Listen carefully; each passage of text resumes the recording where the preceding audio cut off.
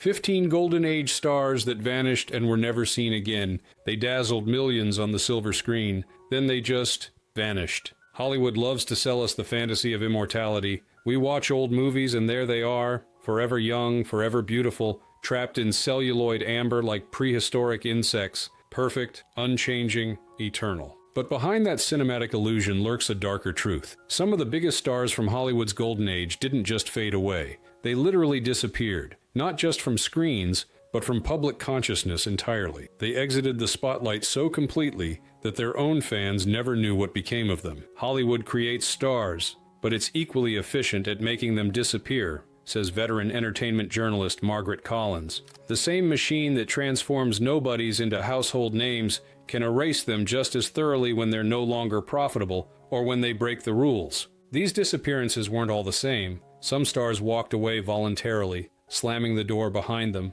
Others were pushed, blacklisted, abandoned, or destroyed by the very system that created them. What unites their stories is how thoroughly they vanished and the questions they left behind. How does someone known to millions simply evaporate from memory? What forces, both personal and industrial, can so completely erase a human being from our collective consciousness? The public assumes famous people stay visible forever, notes film historian Robert Thompson. But Hollywood operates as a memory machine, determining not just who becomes famous, but who stays remembered. When that machinery stops maintaining someone's public image, even major stars can slip into oblivion with shocking speed. Today, we're pulling back the curtain on 15 of the most mysterious vanishing acts from Hollywood's golden age, stars who once commanded the world's attention only to disappear so completely that most fans never knew their fate. Get comfortable. These stories won't have happy Hollywood endings. Until somebody else tells her what to do, and depends on what person you get hooked up with that tells you what to do as to what the results will be. The uncompromising vision, Barbara Loden. Barbara Loden didn't just leave Hollywood. Hollywood made damn sure she couldn't come back. Star of Wanda, 1970, a critically acclaimed indie film that should have launched a brilliant directing career, Loden instead vanished from the industry almost overnight. This wasn't just another actor taking a break. This was systematic erasure. Loden's accomplishment was extraordinary, explains film historian Michael Barnes, writing, directing, and starring in a work of remarkable authenticity at a time when female directors were virtually non-existent. The film received the International Critics Prize at Venice. It should have been the beginning of something big. Instead, it was the end. After writing, directing, and starring in it, she completely disappeared from public life, Barnes continues. This wasn't a career pause, it was total withdrawal. She kept working on theatrical projects and teaching acting, but as far as Hollywood was concerned, she might as well have been dead. The industry's reaction to Wanda reveals the brutal truth about what happens when women refuse to play by Hollywood's rules. Loden created a stark, unsentimental portrait of a passive, disconnected woman drifting through Pennsylvania coal country, the absolute opposite of what the male-dominated industry wanted from female-centered stories. Rumors say Hollywood blackballed her for being too raw, too real, says Barnes. The uncompromising nature of Wanda, its anti-Hollywood aesthetic, its refusal of redemptive arcs, its focus on a passive female protagonist, violated fundamental commercial assumptions, especially coming from a woman director. When cancer claimed Loden in 1980, at just 48 years old, her disappearance became permanent, transforming what might have been temporary industry exclusion into eternal absence. She died before witnessing the eventual rediscovery of Wanda by later generations who recognized its groundbreaking vision. She made a masterpiece, then vanished like she was never here. The gap between Wanda's artistic significance and Loden's subsequent invisibility shows just how thoroughly commercial considerations trumped artistic achievement in determining whose voices deserve to be heard. The unsolved mystery, Jean Spangler. Jean Spangler didn't just disappear from Hollywood. She disappeared, period. Unlike stars who faded from view through career decline or personal choice, Spangler literally vanished, her physical whereabouts and ultimate fate remaining unknown despite massive investigation. Working actress and model, notes true crime historian James Morrison. Spangler was establishing herself in Hollywood's supporting ranks, with small roles in films like Young Man with a Horn and The Miracle of the Bells. Not a major star yet, but building momentum, which made her sudden disappearance all the more jarring. The circumstances surrounding Spangler's vanishing read like something from the very noir films dominating Hollywood during her era, cryptic clues, possible underworld connections, and a last known trajectory that led straight into darkness. Disappeared in 1949, leaving her purse and cryptic note near Griffith Park, Morrison explains. The note, addressed to someone identified only as Kirk, stated, "Can't wait any longer, going to see Dr. Scott. It will work best this way while Mother is away." This incomplete message, clearly referencing situations unknown to investigators, created immediate questions about what Spangler was involved in before vanishing. Most intriguing and controversial were the potential Hollywood connections that emerged during the investigation, particularly speculation that the Kirk mentioned in Spangler's note might have been Kirk Douglas, with whom she had recently worked on a film. Her last known connection, Kirk Douglas. This element remains the case's most disputed aspect. Douglas acknowledged knowing Spangler but denied any significant relationship, while investigators ultimately found insufficient evidence to pursue this angle. The proximity to Hollywood power nevertheless fed persistent speculation about whether industry connections might have influenced the investigation. She walked off a studio lot and into Hollywood's darkest unsolved mystery. The contrast between the manufactured light of Hollywood production and the impenetrable darkness surrounding her fate creates an almost too perfect metaphor for the industry's dual nature, glittering surface concealing something much darker beneath. Rest of you men listen to me. I want every man to get his rifle, go to his bunk, and stay there. And I mean stay there! The Quiet Exit, Philip Ober. Philip Ober was everywhere until he wasn't. Played roles in North by Northwest and I Love Lucy, notes entertainment historian Margaret Collins. Ober was the backbone of Hollywood's supporting cast system, those reliable character actors who appeared in countless productions without achieving marquee status, but whose faces became familiar to everyone who watched movies or television. Ober's career followed the typical trajectory for character actors. Decades of steady work playing authority figures, executives, and military officers. His appearances on I Love Lucy as Lucille Ball's boss and his role in Hitchcock's North by Northwest represent the kind of solid, professional performances that kept Hollywood's narrative machine running while bigger stars grabbed the spotlight. What distinguished Ober's case wasn't his working career, but the extraordinary completeness of his disappearance afterward, an exit so thorough it seemed almost deliberately engineered to ensure no one would notice he was gone. Retired in the late 60s and vanished from the industry, no public appearances, interviews, or tributes, Collins explains. This wasn't just professional inactivity, but complete withdrawal from public life. No interviews about his career, no appearances at retrospectives or industry events, absolutely nothing after concluding his acting work. One day he was everywhere, then nowhere. This creates a strange cognitive dissonance for viewers who might have seen Ober in dozens of productions over decades only to realize at some point that he had completely vanished without explanation. The gap between his ubiquitous screen presence and subsequent total absence shows how thoroughly Hollywood's memory machine can erase even familiar figures when they exit the system. Francine had contacts with many unlicensed maternity homes. One way or another. The Unforgivable Sin, Kathleen Case. Some Hollywood sins are unforgivable. Just ask Kathleen Case if anyone could find her.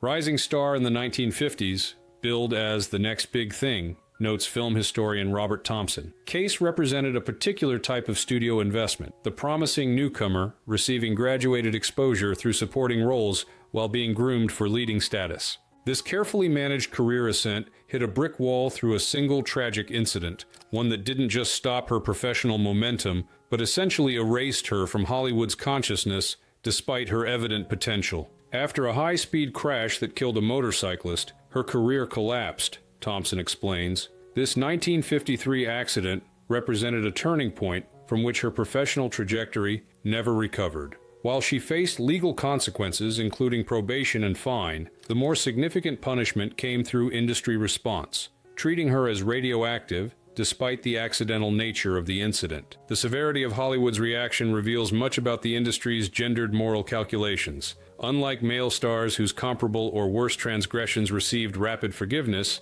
Case found herself permanently defined by a single tragic mistake. Her entire identity and professional potential erased regardless of talent or prior studio investment. She disappeared from the spotlight until her death in 1979, notes Thompson. This wasn't merely career decline but comprehensive erasure, Case effectively vanished for the remaining decades of her life, her subsequent activities generating no media coverage whatsoever. Hollywood forgave a lot. It never forgave her. The contrast between Case's permanent exclusion and the rapid forgiveness extended to male stars involved in comparable situations illuminates not just personal misfortune, but systematic gender discrimination. Different rules applied depending on who broke them.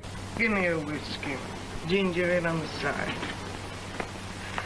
And don't be stingy, baby. The legendary recluse, Greta Garbo. Greta Garbo didn't just leave Hollywood, she engineered the most famous disappearing act in entertainment history. Retired at 36, and never acted again, notes film historian Michael Barnes. This decision came at the height of Garbo's powers and popularity, making it particularly striking. Most stars exit at career decline or through gradual transition, but Garbo simply stopped at her peak, walking away from one of Hollywood's most successful careers through pure personal choice. The completeness of Garbo's withdrawal went far beyond merely stopping film work. She constructed a post-career existence deliberately designed to maintain maximum privacy while refusing every pathway through which former stars typically maintained public presence. Refused interviews, refused public appearances, Barnes continues. Unlike most retired performers who maintain some public profile through memoirs, retrospectives, or occasional appearances, Garbo implemented absolute refusal of all publicity.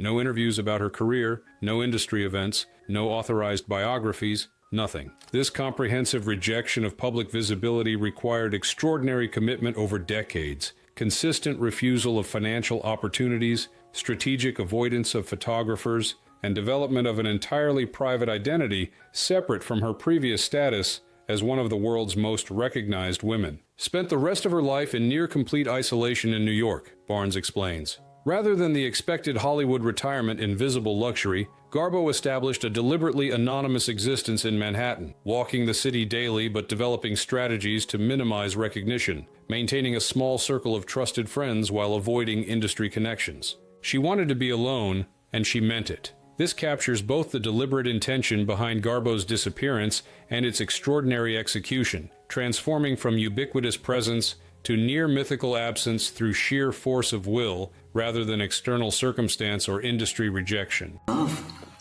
is this something that is calling to you? The spiritual transformation, Dolores Hart. Dolores Hart didn't just leave Hollywood, she left the material world entirely. Kissed Elvis Presley in Loving You, 1957, notes entertainment historian Margaret Collins. This detail captures the trajectory Hart was following before her departure, the promising ingenue positioned for significant stardom through high-profile projects, including multiple films with the era's biggest musical icon. Hart's career development followed expected patterns: steady progression through increasingly prominent roles, careful image cultivation, and strategic pairing with established stars. With 10 successful films completed by her early 20s, Hart appeared headed for sustained leading status. The extraordinary nature of her departure lay not just in its timing, at age 24, precisely when most actresses began their prime earning years, but in its motivation and completeness. At 24, she walked away from Hollywood and became a Benedictine nun,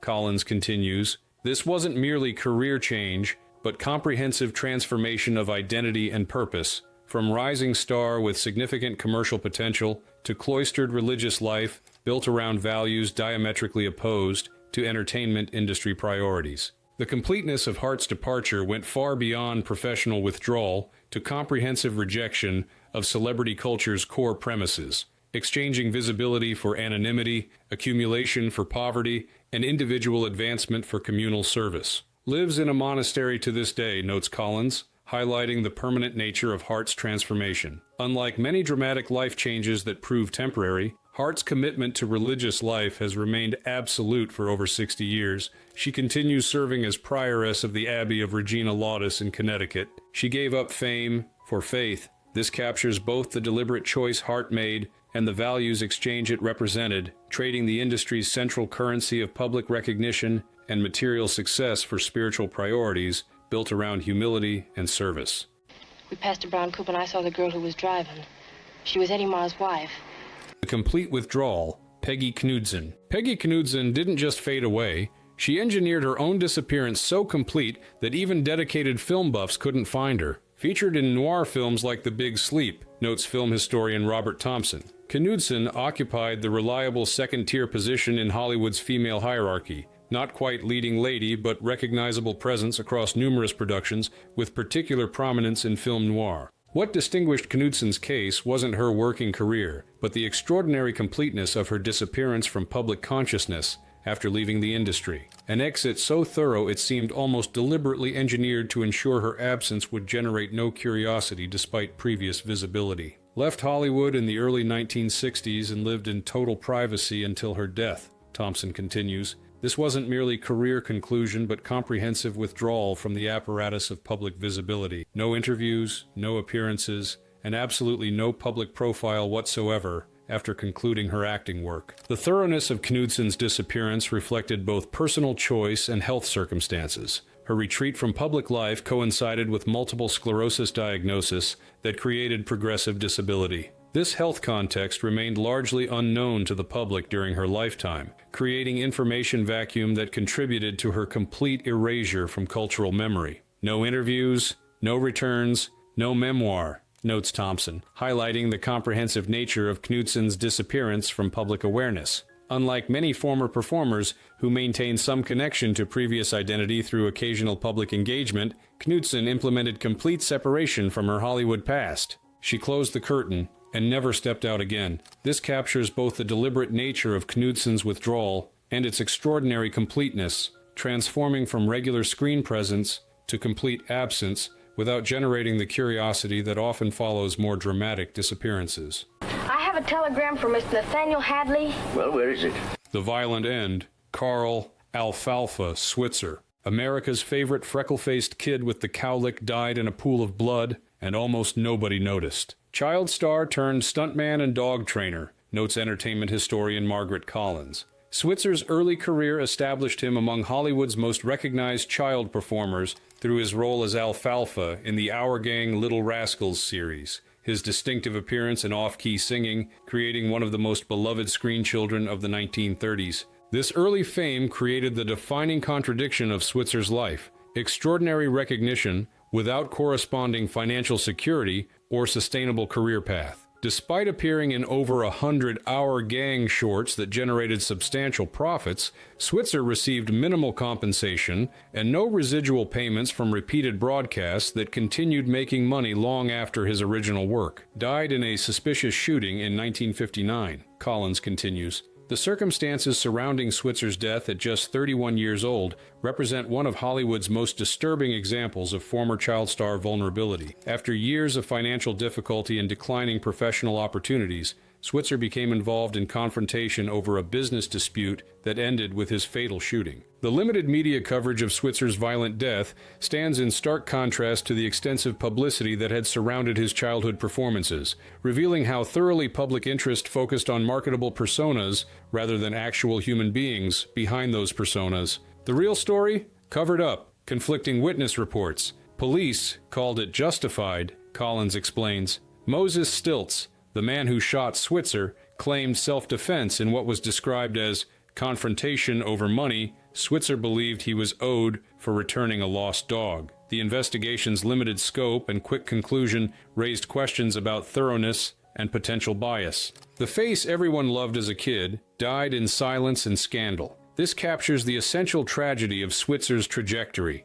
the gap between his universal recognition as beloved screen child and the near-anonymous circumstances of his violent death. The child embraced by millions disappeared so completely from public consciousness that his killing generated minimal investigation or media attention. The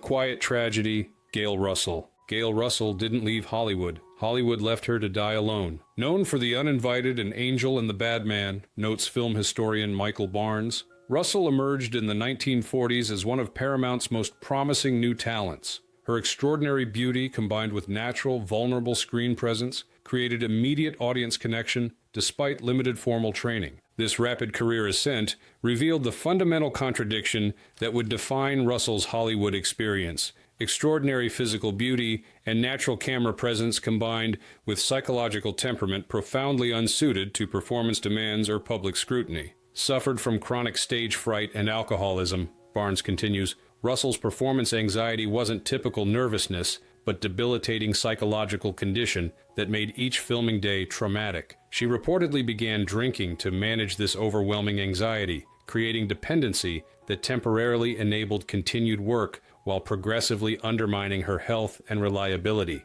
As Russell's alcoholism progressed, her previously promising career entered accelerating decline, her reliability, appearance, and performance quality all suffering through addiction's advancing effects. This professional deterioration created progressive invisibility as studio support withdrew and role quality diminished. After a final drunken incident, she locked herself in her apartment and was found dead weeks later, explains Barnes. Russell's final years represented near complete disappearance from public consciousness despite still living in Los Angeles. Her progressive isolation culminated in death that wasn't discovered for a significant period. Her body found in her apartment in August 1961, having died days earlier at just 36 years old without anyone noticing her absence. Her last years were so quiet, no one noticed she was gone. This captures the essential tragedy of Russell's disappearance. The way her withdrawal from visibility was so complete that even her death created no immediate recognition of absence.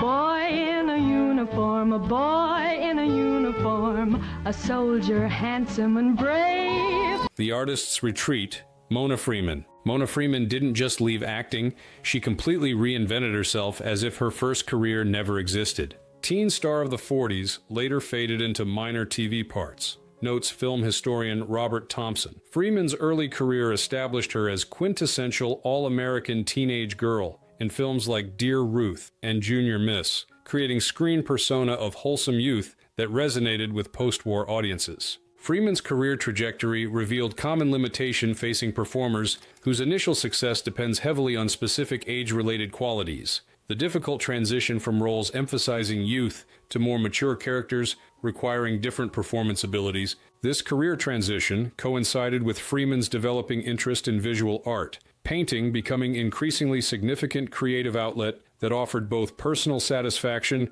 and potential alternative professional identity beyond performing career that showed signs of inevitable decline. By the 70s, she had completely disappeared, reportedly focusing on painting, Thompson continues. This wasn't merely career pause, but comprehensive withdrawal from entertainment industry visibility. Freeman stopped accepting even occasional roles that might have maintained minimal public presence, gave no interviews about her previous career, and established entirely separate identity as visual artist disconnected from her previous status as Hollywood performer. Few photos exist of her post-Hollywood, notes Thompson, highlighting the comprehensive nature of Freeman's withdrawal from public visibility. Unlike many former performers who maintain some connection to previous professional identity through occasional public engagement, Freeman implemented near-complete separation from her Hollywood past. She turned her back on the spotlight, and no one ever found her again. This captures both the deliberate nature of Freeman's withdrawal and its extraordinary effectiveness, transforming from regular screen presence to complete absence without generating the curiosity or investigation that often follows more dramatic disappearances. Let's start with these people. Is your pride worth the safety of those children?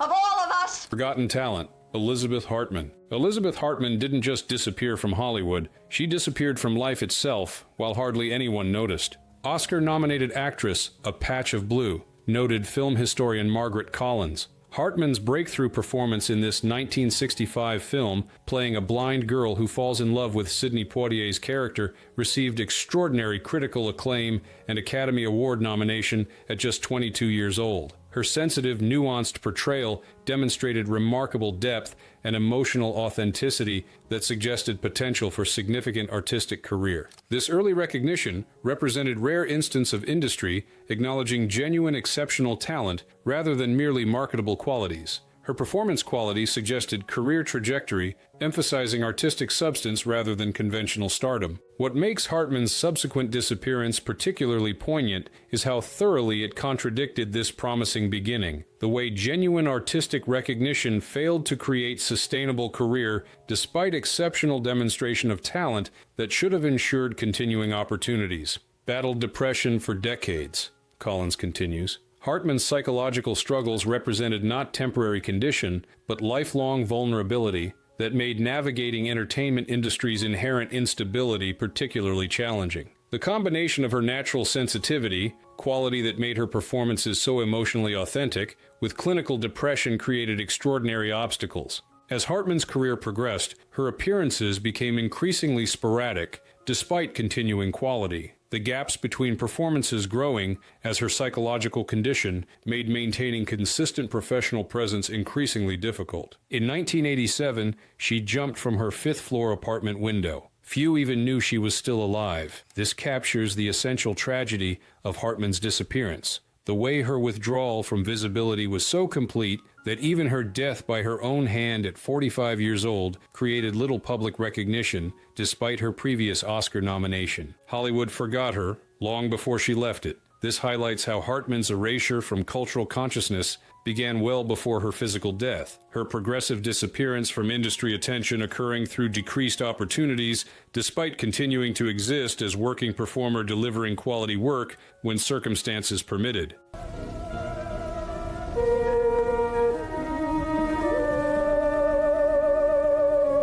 The scapegoated starlet, Lila Leeds. Lila Leeds didn't just disappear from Hollywood. She was deliberately erased while her male co-offender flourished. Arrested with Robert Mitchum in a 1948 marijuana bust, noted entertainment historian Thomas Henderson, this incident represented a pivotal moment in Hollywood's handling of drug-related publicity. Leeds and Mitchum were arrested together at the same gathering, charged with identical offenses, and initially faced same potential consequences for marijuana possession. What makes Leeds' case particularly significant is how dramatically her fate diverged from Mitchum's despite identical circumstances. The way gender and industry power determined completely different outcomes from precisely the same behavior and legal situation. Career destroyed overnight, Henderson continues. Leeds' promising trajectory as developing starlet ended immediately following the arrest. Her contract terminated, pending roles reassigned, and industry support completely withdrawn within days of the incident becoming public. Unlike Mitchum, who received carefully managed publicity strategy and studio support throughout his legal process,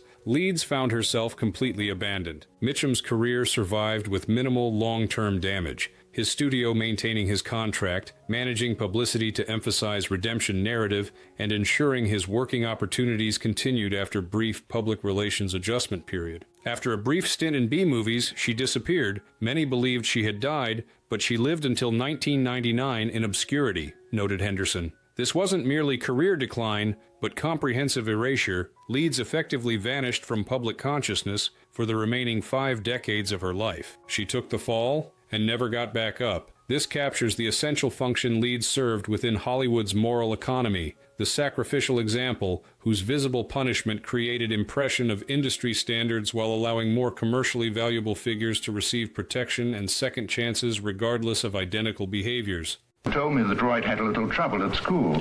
Oh, now isn't that... The fallen musical star, Betty Hutton. Betty Hutton didn't just leave Hollywood, she plummeted from its highest peak into total anonymity. One of the biggest musical stars of the 1940s, noted film historian Robert Thompson. Hutton's energetic performances in films like Annie Get Your Gun and The Greatest Show on Earth established her among Paramount's most valuable properties during peak studio era. The rupture in Hutton's career came through combination of industry transition and personal difficulty. Her professional decline, coinciding with both studio system transformation and psychological challenges that created perfect storm of career destruction, followed by comprehensive erasure from public consciousness. After a nervous breakdown, she left Hollywood and ended up teaching at a Catholic university in Rhode Island under a different name, Thompson continues. This wasn't merely career pause, but comprehensive withdrawal from entertainment industry visibility. Following career collapse and personal crisis, Hutton disappeared so completely that even her location remained unknown to many who had worked with her during prime years. The specific circumstances of her post-Hollywood life created a especially poignant narrative. The transition from international stardom to anonymous teaching position, representing journey from entertainment's highest peak to ordinary existence without cushioning transitions typically afforded those who achieved comparable success. She sang to millions, then vanished into a classroom. This captures both the dramatic contrast of Hutton's before and after existence and the unusual nature of her post-fame occupation. teaching rather than the retirement or occasional appearances that typically characterized former stars' later years.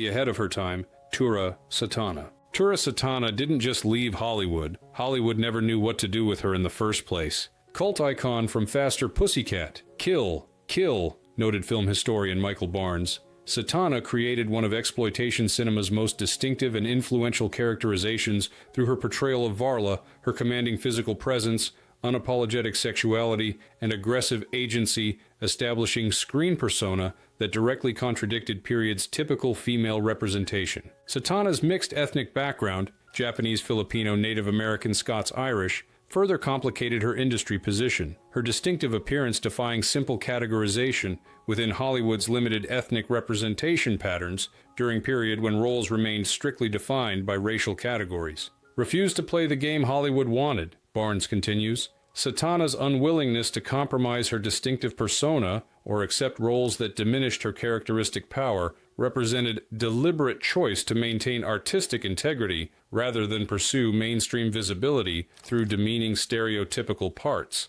The aftermath of Satana's brief moment of cult recognition included near-complete disappearance from even independent cinema visibility. Her distinctive presence largely absent from screens for decades, despite the growing retrospective appreciation for Faster Pussycat as feminist reclamation of exploitation tropes. Retreated to private life, resurfaced decades later for fan conventions, noted Barnes. This pattern of extended absence followed by later rediscovery through cult film appreciation represents distinctive trajectory of performers whose work contradicted period's mainstream assumptions while anticipating later cultural developments. She was too powerful, too ahead of her time, so they erased her. This captures both the fundamental reason for Satana's industry exclusion and the retrospective recognition that her characterization anticipated later developments in female representation that mainstream entertainment couldn't accommodate during her active period. You don't like women like me. We're a bit aggressive. We're frightened. But that's only because you're... Partnership casualty, Sondra Locke. Sondra Locke didn't just disappear from Hollywood, she was systematically pushed out by one of its most powerful figures. Clint Eastwood's longtime partner and co-star, noted entertainment journalist Rebecca Santos. Locke's professional relationship with Eastwood included both on-screen collaborations across multiple successful films and behind-the-scenes development as director of projects produced through Eastwood-connected companies. This intertwined personal/professional dynamic created particularly vulnerable position when relationship ended. Locke's career opportunities suddenly dependent on industry structures where her former partner maintained substantially greater influence and institutional relationships. After a bitter breakup, she was allegedly blackballed from major studios. Santos continues. Locke's lawsuit against Eastwood claimed systematic interference with her professional opportunities following their separation, alleging pattern of behavior that effectively prevented her accessing platforms her talent and experience should have warranted regardless of relationship status. Locke's directorial aspirations represented a especially vulnerable target for career limitation, the development process for directing opportunities depending heavily on precisely the producer relationships and studio connections that could be most easily influenced through informal communication rather than explicit rejection. Her directing career was stalled by closed-door deals, noted Santos. This pattern reflects particular vulnerability of aspiring female directors during period when opportunities already remain severely limited for women behind camera, regardless of relationship complications. She didn't just disappear, she was erased. This captures essential distinction in Locke's case. The way her diminished visibility reflected not just personal choice or changing audience tastes, but active limitation of opportunities through mechanisms that effectively removed her from consideration, regardless of qualifications.